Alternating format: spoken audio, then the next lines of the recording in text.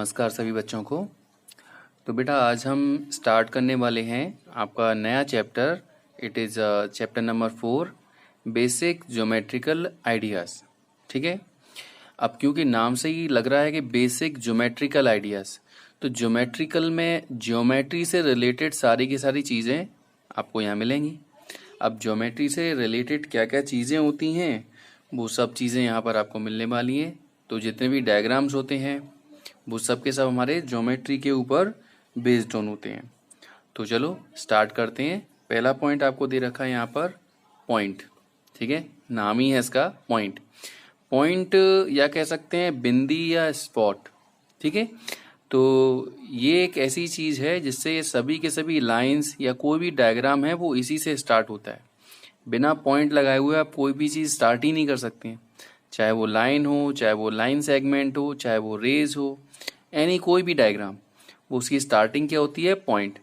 Point एक ऐसा diagram होता है जिसकी ना तो कोई लेंथ होती और ना ही कोई ब्रेथ होती है। ठीक है, तो point is a spot only, it has no length and no breath.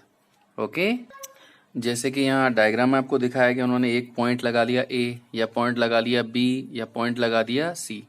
तो इस तरह की लोकेशंस को हम कहते हैं पॉइंट। Okay student. अच्छा, अगला पॉइंट है आपका लाइन सेगमेंट। अब ये लाइन सेगमेंट क्या होता है? तो लाइन सेगमेंट का मतलब होता है किसी भी लाइन का एक निश्चित हिस्सा। ठीक है, मान लीजिए यहाँ से लेकर यहाँ तक उन्होंने दो पॉइंट को ज्वाइन कर दिया। ठीक है, तो ये लाइन चाहो तो हम यहाँ आगे बढ़ा सकते हैं, इसको आगे बढ़ा सकते हैं, लेकिन इस लाइन का एक छोटा सा हिस्सा ले लिया ए और बी, इसको हम कहेंगे लाइन सेगमेंट। ठीक है, लाइन सेगमेंट एक निश्चित दूरी की लाइन होती है, जैसे 4 सेंटीमीटर, 5 सेंटीमीटर या 6 सेंटीमीटर की जो भी हम लाइन खींचेंगे उसे हम कहते हैं लाइन सेगमेंट। ये इसके कुछ एग्जाम्पल्स हैं, just like an edge of a box, किसी बॉक्स का किनारा, जैसे ये वाले किनारों को ज्वाइन करने वाली line, this is called line segment. या मान लीजिए ट्यूबलाइट ले लो, ट्यूबलाइट की लंबाई भी तो फिक्स होती है, तो इसको कहेंगे हम लाइन सेगमेंट। या the edge of postcard, postcard के किनारों को ज्वाइन कर दो, तो इसकी लंबाई भी क्या होती है? फिक्स होती है, लंबाई चौड़ाई, तो इनको भी हम कहते हैं line segment. Okay, now next point देखते हैं हम। तो नेक्स्ट है आपका लाइन। अब लाइन एक क्या होता है? ठीक है, लाइन सेगमेंट बताया था, लाइन का ही हिस्सा होता है, लेकिन लाइन को क्या है, हम कितना भी आगे बढ़ा सकते हैं। जैसे ये लिया हमने, अब इसको हम इस डायरेक्शन, यहाँ एरो बना हुआ है, इस डायरेक्शन में कितना भी आगे बढ़ा दें, या इसको इस डायरेक्शन में कितना भी आगे बढ़ा दें। ठीक है, तो इसे हम कहेंगे लाइन। तो लाइन का मतलब इसकी कोई निश्चित दूरी नहीं होती। ठीक है, अगर निश्चित दूरी होगी तो वो लाइन सेगमेंट कहलाएगी। तो लाइन का मतलब a line having no length no breath, इसको it can be extended in both direction, जितना चाहे उतना हम इसे एक्सटेंड कर सकते हैं। Okay student, now next topic आपको दे रखा है इंटरसेक्टिंग लाइन। इंटरसेक्टिंग का मतलब होता है काटने वाला, यानी कि अगर कोई दो लाइन ऐसे दे रखी हैं जो एक दूसरे को काटती हैं, तो इन लाइंस को कहते हैं हम इंटरसेक्टिंग लाइन। तो इंटरसेक्टिंग लाइन कौन सी होंगी? जब कोई दो लाइन एक दूसरे को किसी पर्टिकुलर पॉइंट पर काटती हैं तो उसको कहते हैं हम इंटरसेक्टिंग लाइंस। ओके, ये देखो कई सारे एग्जांपल्स दे रखे हैं, क्रॉसिंग रोड्स में, ठीक है, एक्स बनाने में, या नोटबुक की एजेस में, तो ये सब में क्या होता है? इंटरसेक्टिंग लाइंस के ये सब एग्जांपल्स हैं। अच्छा, अगला टॉपिक आता है आपका पैरेलल लाइंस। अब पैरेलल लाइंस क्या होता है? अगर मान लीजिए दो लाइन ऐसी दे रखी हैं कि उनको हम कितना भी आगे बढ़ा लें वो कभी एक दूसरे को काटेंगी नहीं, तो ऐसी लाइन को कहते हैं हम पैरेलल लाइंस। ठीक है, तो पैरेलल लाइंस का एग्जांपल जैसे रेल की पटरी देख लो। रेल की पटरियां जो होती हैं वो एक दूसरे को कट नहीं करती हैं, दो पॉइंट अगर कट कर देंगी तो वहाँ ट्रेन पलट जाएगी, तो उनकी बीच की दूरी जो होती है वो बिल्कुल निश्चित होती है, तो वो क्या कहलाएंगी? Parallel lines. जैसे ये टेबल है, टेबल टॉप दे रखा है आपको, तो ये लाइन और ये लाइन को हम कितना भी आगे बढ़ा दें ये नहीं कट करेंगी, और नहीं कट करेंगी तो इनको कहेंगे हम पैरेलल लाइंस। ओके, तो पैरेलल लाइंस के बहुत सारे एग्जांपल्स हैं, जैसे ये देखो, ये वाली लाइन ले लें और ये वाली लाइन ले लें, ये दोनों लाइन एक दूसरे को काटेंगी? नहीं काटेंगी, तो इनको कहेंगे पैरेलल लाइंस। विंडो, विंडो में ऐसे करके ये लगे होते हैं एंगल्स। तो ये जो लाइन है ये एक दूसरे को काटती नहीं है, तो इनको कहेंगे हम पैरेलल लाइंस। देखो अभी बताया था रेल की पटरी, तो रेल की पटरी का भी एग्जांपल दे दिया। तो ये पटरी और ये पटरी एक दूसरे को कभी कट नहीं करेगी, तो इसे हम कहेंगे पैरेलल लाइंस। ठीक है, चलिए नेक्स्ट टॉपिक देखते हैं। तो अगला टॉपिक आपको दे रखा है रे का। अब रे और लाइन में एक अंतर है, लाइन को हम किसी भी डायरेक्शन में, दोनों डायरेक्शन में वो एक्सटेंड हो सकती है, लेकिन रे के निकलने का एक कोई ओरिजिन पॉइंट होता है। मतलब रे हमेशा किसी एक पॉइंट से निकलती है। जैसे देखो इस लाइट हाउस से रोशनी निकल रही है, तो यहाँ से रोशनी निकल रही है, ये यहाँ कितना भी जाए, तो जिनमें एक डायरेक्शन होता है उसको हम कहते हैं रे। एक इसका ओरिजिन पॉइंट होता है, फिक्स पॉइंट होता है, उसको हम आगे नहीं बढ़ा सकते। अब ये जैसे टॉर्च है, टॉर्च से यहाँ से रोशनी निकल रही है, तो रोशनी इधर तो कितनी भी आ सकती है, लेकिन इसके अंदर थोड़ी नहीं जाएगी। तो ये पॉइंट क्या हो गया, इसका फिक्स पॉइंट हो गया। इसको इधर नहीं बढ़ा सकते, लेकिन इस तरफ बढ़ा सकते हैं। तो वही जिसका एक पॉइंट फिक्स हो और it can be extended in one direction only, उसे हम कहते हैं रेज। सूरज है, सूरज से रोशनी ओरिजिन हो रही है, निकल रही है, तो यहाँ के अंदर इधर से निकल रही है ना ऐसे करके, तो इसका ये ओरिजिन पॉइंट हो गया और यहाँ से यूं जा रही है, तो इसको हम कहेंगे रेज। ठीक है, सनी रेज वगैरह। ओके, तो ये टॉपिक थे जो मैंने आपको इस एक्सरसाइज से रिलेटेड बताए। चलो अब स्टार्ट करते हैं आपकी एक्सरसाइज 4.1। तो बेटा 4.1 एक्सरसाइज में क्या कह रखा है कि use the figure and name. आपको सामने एक डायग्राम दे रखा है, इसको देखना है और इसका नाम बताना है। जैसे कि कहा गया 5 पॉइंट बताओ, तो देखो एक पॉइंट ये दिख रहा है, एक पॉइंट ये दिख रहा है, एक पॉइंट ये दिख रहा है, एक पॉइंट ये दिख रहा है, एक पॉइंट ये दिख रहा है, तो बस नाम दे दो कि ठीक है। ऐसे ही लाइन, लाइन क्या है, या डीई लाइन है, या डीओ लाइन है, या डीबी लाइन है, या ओबी लाइन, ऐसे करके आप कई सारी लाइंस भी दे सकते हो।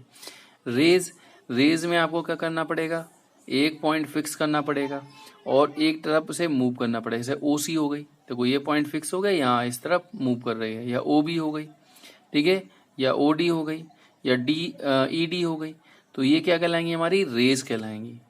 लाइन सेगमेंट, निश्चित दूरी, डीई, ईओ, बीओ या ओबी, ये सब क्या कहलाएंगे, हमारी लाइन सेगमेंट कराएंगे। देखिए कैसे करेंगे इसे हम। तो देखिए बेटा, ये आपको दे रखा था डायग्राम और आपसे पूछा था 5 पॉइंट। मैंने बताए थे पॉइंट आपको, डी है, ई है, ओ है, बी है, सी है, तो इसके नाम लिख दीजिए, हो गया आंसर। अच्छा लाइन, लाइन जब भी आप लिखते हैं तो उसके ऊपर ये सिंबल लगाते हैं भाई, एरो ऐसे जाएगा और दोनों तरफ इसमें एरो दिखाई देंगे, ये होती है लाइन का सिंबल। जैसे मैंने डीई लिखा तो एरो दोनों तरफ बनाएंगे तो ये लाइन कहलाएगी, दोनों तरफ एरो बनाएंगे, दोनों तरफ एरो बनाएंगे तो ये लाइन कहलाएगी। तो डीई हो गया, ईओ हो गया, ओबी हो गया, ओसी हो गया, ठीक है। अच्छा रेज, रेज में डायरेक्शन मैंने बताया था, एक डायरेक्शन एक फिक्स पॉइंट होता है और डायरेक्शन एक तरफ होती है, तो इसीलिए रेज का जब भी एग्जाम्पल पूछा जाए तो एग्जाम्पल आप यही लिख सकते हैं, लेकिन डायरेक्शन एक ही तरफ लिखेंगे, ठीक है, डायरेक्शन इसकी एक तरफ लिखेंगे। लाइन सेगमेंट, अब लाइन सेगमेंट में क्या होता है भाई, इधर भी फिक्स पॉइंट होता है, इधर भी फिक्स पॉइंट होता है, इसलिए हम यहाँ एरो किसी भी तरफ नहीं लगाते, दोनों ही एक सीधी सी बस ऐसे ही नॉर्मल खींच देते हैं। तो ये सब एग्जाम्पल्स हो गए, क्वेश्चन हमारा 1 कंप्लीट होता है। Okay, now move on to the next question number 2। Question number 2 में क्या कह रखा है, name the line given in all possible way. यहाँ लाइन दे रखी है, इनको कितने तरीके से लिख सकते हैं भाई, लाइन है एक तो ए भी लिख सकते हैं, ए सी लिख सकते हैं, ए डी लिख सकते हैं। अच्छा बी से स्टार्ट कर रहे हैं तो बी ए भी हो जाएगी, बी सी भी हो जाएगी, बी डी भी हो जाएगी। चलो सी से स्टार्ट करते हैं, सी ए भी हो जाएगी, सी बी भी हो जाएगी, सी डी भी हो जाएगी। ऐसे करके आप एक एक पॉइंट से स्टार्ट करके इनके नाम लिख सकते हैं। देखिए जैसे नाम दिए गए हैं, तो क्या मैंने बताया हुए बताया था, बस ऊपर का ये एरो ध्यान रखना है। लाइन अगर ले रहे हैं तो एरो दोनों साइड में लगेगा, ठीक है। तो ऐसे ही बनाया था, ए बी, ए सी और ए डी, ऐसे ही बी डी, बी ए, बी सी और बी डी, ऐसे सी ए, सी बी और सी डी, ऐसे इस तरह से आप इसके सारे के सारे क्वेश्चंस, इसका पैर सेकंड के सारे सारे लाइन के आप पार्ट्स लिख सकते हैं। Okay student, move on to the next question.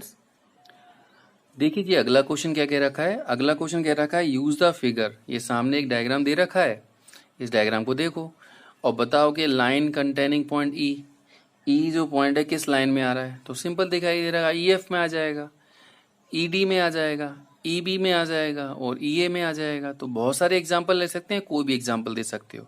तो बस आपको जो चीज़ पूछी गई है उसको देखना है और इस डायग्राम में देखकर उसका आंसर देना है। ओके, देखिए जैसे पूछा गया है अ लाइन कंटेनिंग पॉइंट ई, एक लाइन पूछी गई है ना, तो आप एक लाइन लिख दो, ई एफ लिख दिया। आप ई डी भी लिख सकती हो, ई बी भी लिख सकते हो और ई ए भी लिख सकते हो, बहुत सारे एग्जाम्पल हो जाएंगे। एक लाइन जो पास होती है ए से जाने वाली लाइन, ए से कितनी लाइन जा रही है, ए बी जा रही है, ए डी जा रही है, ए ई जा रही है, तो कोई सा भी एग्जाम्पल लिख दो। बस ये ध्यान रखना है एरो का ऊपर। Line on which O lies, O किस में आता है, अब ओ ये वाला पॉइंट है, ओ हमारा किस में आ जाएगा, ओ हमारा इस सी ओ में भी आ जाएगा, बी ओ में भी आ जाएगा, ओ सी में भी आ जाएगा, ओ बी में भी आ जाएगा। तो इसमें कोई भी एग्जाम्पल लिख दो, तुम्हारी मर्जी है, बहुत सारे हो सकते हैं ना आंसर। ऐसे देखो two pairs of intersecting line, intersecting कौन सी होती हैं, जो एक दूसरे को काटती हैं। देखो ये लाइन और ये लाइन काट रही है एक दूसरे को, तो ए और सी ओ भी लिख सकते हैं, या ठीक है और भी एग्जाम्पल ऐसे लिख सकते हैं, ए डी भी कह सकते हैं ऐसे हम, ठीक है। ऐसे ये लाइन और ये लाइन एक दूसरे को काट रही है, तो इस लाइन को लिख दो, इस लाइन को लिख दो। ओके, इस तरह से हम इस डायग्राम को देखकर इनके आंसर को फाइंड आउट कर सकते हैं। Student, now move on to the next question number 4। Fourth में क्या कह रखा है, how many line can pass through, कितनी लाइन जा सकती हैं अगर एक पॉइंट दे रखा हो उससे या 2 पॉइंट दे रखे हो उससे। देखिए कैसे करेंगे हम। अगर मान लीजिए आपको एक पॉइंट दे रखा है, ऐसे ये पॉइंट दे रखा है, तो एक लाइन ये जाएगी, ये जाएगी, ये जाएगी, ये जाएगी, ये जाएगी, ये जाएगी, ये जाएगी, ये जाएगी, मतलब कितनी भी लाइन बना सकते हैं ना। तो इसलिए अगर 1 पॉइंट का पूछा जाए तो उसका आंसर हो जाएगा काउंटलेस, गिनती ही नहीं कर सकते, इतनी सारी लाइन बन जाएंगी। ठीक है, हाँ अगर 2 गिवन पॉइंट दे रखे हैं, मान लो एक पॉइंट ये दे रखा है, एक पॉइंट ये दे रखा है, तो इससे एक ही लाइन जा सकती है ना, तो लिखेंगे ओनली 1। ठीक है, इस तरह से हम क्वेश्चन नंबर 4 का आंसर देंगे। Move on to the next question number 5। Now next question number 5 is given here कि ड्रॉ अ रफ फिगर। यहाँ पर कुछ पॉइंट दे रखे हैं और आपसे कह रखा है हर पॉइंट के लिए क्या करो, एक रफ डायग्राम ड्रॉ करके दिखाओ। ओके, तो देखिए पहला पॉइंट क्या है, point P lies on A B. एक लाइन है हमारी ए बी लाइन सेगमेंट और उस पर पी लाई करता है। तो देखो हमने एक लाइन बनाई, उस पर 2 पॉइंट ले लिए, लाइन सेगमेंट हो गई। और क्या करेंगे हम यहाँ पर इस पर क्या करेंगे हम, एक पी पॉइंट बना देंगे, हो गया रफ डायग्राम। ऐसे दूसरा पूछा गया X Y and P Q intersect at M. 2 line है जो एक दूसरे को काटती हैं एम पर। तो देखो एक लाइन ये बना दी, एक लाइन ये बना दी, और दोनों कहाँ काट रही हैं, एम पर काट रही हैं, हो गया आंसर। ऐसे पूछा line L contain E N F but not D. मान लो एक लाइन मैंने बनाई ये एल, इस पर ई और एफ तो आ रहा है लेकिन डी नहीं आ रहा, तो डी को कहीं और बना दो, ऊपर बना दो, नीचे बना दो, कहीं बना दो, लाइन पे मत बनाओ बस।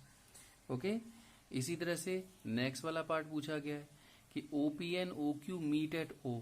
2 लाइन ओ पी और ओ क्यू है जो ओ पर मीट करती हैं। तो एक लाइन बनाई ओ पी, एक बना दी ओ क्यू, और दोनों कहाँ मिल रही हैं, ओ पर मिल रही हैं। तो ऐसे करके रफ डायग्राम के अकॉर्डिंग इस क्वेश्चन को हम समझ सकते हैं।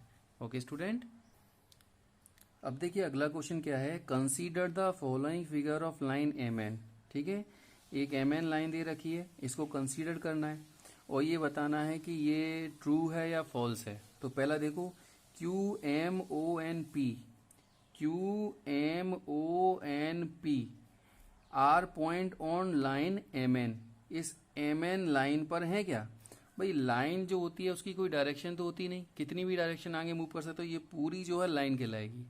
अगर यहाँ लाइन सेगमेंट कहा जाता तो ये इसका आंसर फॉल्स हो जाता, लेकिन यहाँ लाइन कह रखा है इसलिए ये क्या है, ट्रू है, क्योंकि Q M O N P ये सभी इसी लाइन पर तो आ रहे हैं, इसलिए ये हो जाएगा true. M O N are point on line segment, M O N are the line segment M N. इस एम एन के ऊपर है क्या, हाँ ये भी ट्रू है। क्यों, अब देखो लाइन सेगमेंट कहा गया, तो लाइन सेगमेंट का मतलब यहाँ से यहाँ तक की जो पॉइंट आएंगे वो आ जाएंगे। तो एम आ रहा है, एन आ रहा है और ओ आ रहा है, यानी कि सही कह रखा है, it is true. M N N are end point of line segment M N, yes M N जो लाइन सेगमेंट उसका एंड पॉइंट यहाँ एम है और यहाँ पर एन है, तो ये भी हमारा ट्रू हो जाएगा। O N uh are the end point of line segment OP. भाई ओपी लाइन सेगमेंट का एंड पॉइंट पूछा गया है, तो ओपी लाइन सेगमेंट का एंड पॉइंट क्या होगा, एक ओ होगा एक पी होगा। जबकि यहाँ ओ और एन कह रखा है, यानी कि ये गलत कह रखा है, तो ये हमारा हो जाएगा false. M is one of the end point of line segment O Q. भाई ओ क्यू या क्यू ओ का जो लाइन सेगमेंट है उसका एंड पॉइंट क्यू होगा और ओ होगा, एम थोड़ी नहीं होगा, तो it is also false. M is a point on ray OP. OP इस पर एम आता है क्या? ओपी, एम तो इधर आ रहा है, तो ये यहां से शुरू हुई है यहां जा रही है, यानी कि ये वाला पॉइंट नहीं आता, नहीं आता, तो ये क्या हो जाएगा?